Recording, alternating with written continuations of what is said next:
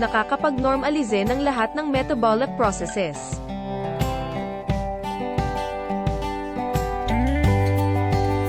Pang-iwas sa hypoglycemia.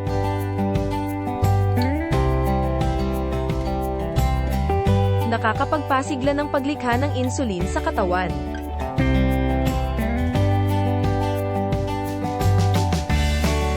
Nakapagpapagaling ng atay at pancreas.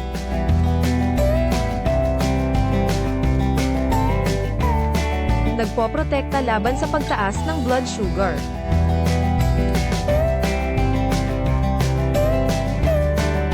Nakakapag-stabilize ng blood sugar level.